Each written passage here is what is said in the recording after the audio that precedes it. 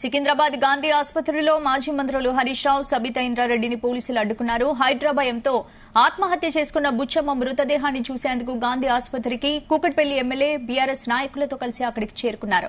దీంతో ఉన్నత అధికారుల నుంచి తమకు ఆదేశాలున్నాయంటూ మార్చరీ లోపలికి వారిని వెళ్లనీయకుండా పోలీసులు అడ్డుకున్నారు.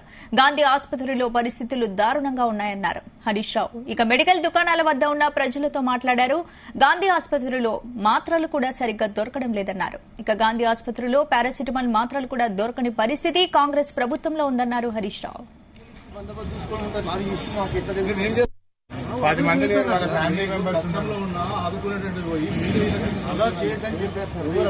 ఎవరు చెప్పిండ్రు? మార్చుర్లోకి ఇంత మంది పోతారు.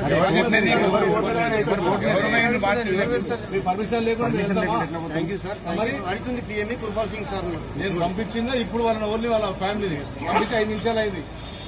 కుక్కట్పల్లి వాళ్ళనే నేను పంపించి వాళ్ళ ఎమ్మెల్యే వచ్చాను.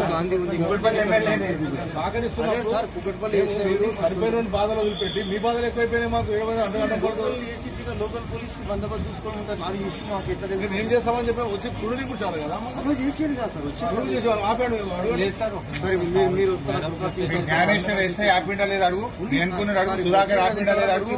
వీళ్ళిద్దరు మమ్మల్ని ఆపిందా లేదు అడుగు. సరే సార్ ఇప్పుడు అది ఇష్యూ కాదు. ఇప్పుడు మీరు కుర్బాల్ సింగ్ సార్ ఎవరు కలుస్తారా? డెడ్ బాడీ చూడడానికి కూడా అనుమతించారా? ఇదేం రాజ్యమే? ఏం పోలీసులు మీరు నాకు అర్థం కాదు. కొత్తగా కూడా కానీ వీళ్ళు అంటే వీళ్ళు పిఎం అవుతుంది. అది నేను కాదుగా చేసేది. వాళ్ళు చేస్తారు. చూడండి ఎమ్మెల్యే గారు వచ్చింది.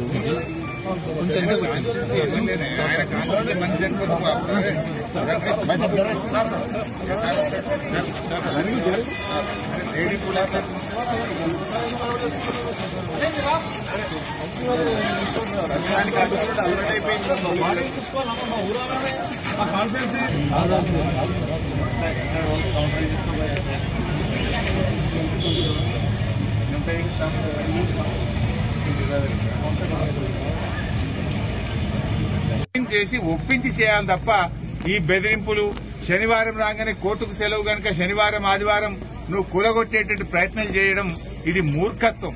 ఇది నువ్వు పిచ్చిగా చేస్తా ఉన్నావు. ఇవాళ ప్రజల ఉసురు పోసుకుంటా ఉన్నావు. ఒక ముఖ్యమంత్రిగా పేదలకు సాయం చేస్తావా? పేదలకు కన్నీళ్లు పెట్టిస్తావా? ఇవాళ హైదరాబాద్ లో లక్షలాది మంది ప్రజలు నిద్రపోని పరిస్థితి తెచ్చినావు. శనివారం ఆదివారం వస్తే ఎప్పుడు ఏమైతుందో అని ప్రజల్ని భయభ్రాంతులకు గురి చేసేటువంటి ప్రయత్నం చేస్తా ఉన్నావు. ఇప్పటికైనా పిచ్చి పనులు మానుకో. నువ్వు ప్రజలకు ఇచ్చిన హామీలు అమలు చేయి. పేదలకు మేలు చేసే ప్రయత్నం చేయి. ఒకవేళ నువ్వు తీసుకోవాలంటే 2013 భూసేకరణ చట్టం ప్రకారంగా వాళ్ళ హక్కులన్నీ కాపాడిన తర్వాతనే వాళ్ళను ఒప్పించి అఖిలపక్ష సమావేశం పెట్టి ఎమ్మెల్యేలతో మాట్లాడి చేయాలి తప్ప బలవంతంగా చేస్తే మేం బీఆర్ఎస్ పార్టీ చూస్తూ ఊరుకోదు. ఇంకా ఇలాంటి దయచేసి ఎవరు కూడా ఆత్మహత్యలు చేసుకోవద్దని కూడా పార్టీ తరఫున విజ్ఞప్తి చేస్తా ఉన్నాం. పోరాటం మీ వెనుక మేమున్నాం. బీఆర్ఎస్ పార్టీ ఎమ్మెల్యేలు ఉన్నారు, కేసీఆర్ గారు ఉన్నారు. మా పార్టీ మొత్తం మీకు అండగా ఉంటది. దయచేసి ఎవరు ఆత్మహత్యలు చేసుకోవద్దు. ధైర్యంగా ఉండండి. జీవించి పోరాడాలి. మనం పోరాడి సాధించుకోవాలి తప్ప ఎవరు ప్రాణం తీసుకోవద్దని కూడా విజ్ఞప్తి చేస్తున్నాం. మేము బీఆర్ఎస్ పార్టీ చెప్పేది కూడా నువ్వు ఉన్న దాంట్లో మూసీ సుందరీకరణ చేయి తప్ప పేద ప్రజలకు కన్నీళ్లు పెట్టించకు. నువ్వు మూసీలో బారిచ్చేది ఏంది? నీళ్లు బారిస్తావా? ఈ పేదల కన్నీళ్లు బారిస్తావా? ఈ పేదల రక్తాన్ని బారించాలనుకుంటున్నావా? నువ్వు ఏం చేయాలనుకుంటున్నావు? అసలు ఎవరి కోసం? నువ్వు అనవసరంగా, ఎందుకంటే కొన్ని 30-40 ఏళ్లు దశాబ్దాల తరబడి వాళ్ళు అక్కడ జీవిస్తా ఉన్నారు. వాళ్ళని ఒక రోజులో నువ్వు తీసేస్తే నువ్వు ఎట్లయితుంది? పొద్దున్నేస్తే వాళ్ళ పిల్లలు ఆడ చదువుకుంటారు. వాళ్ళ కుటుంబం భార్య ఒక దగ్గర పనిచేస్తుంది, భర్త ఒక దగ్గర పనిచేస్తుంది. నువ్వెక్కడనో డబుల్ బెడ్రూమ్ ఇచ్చి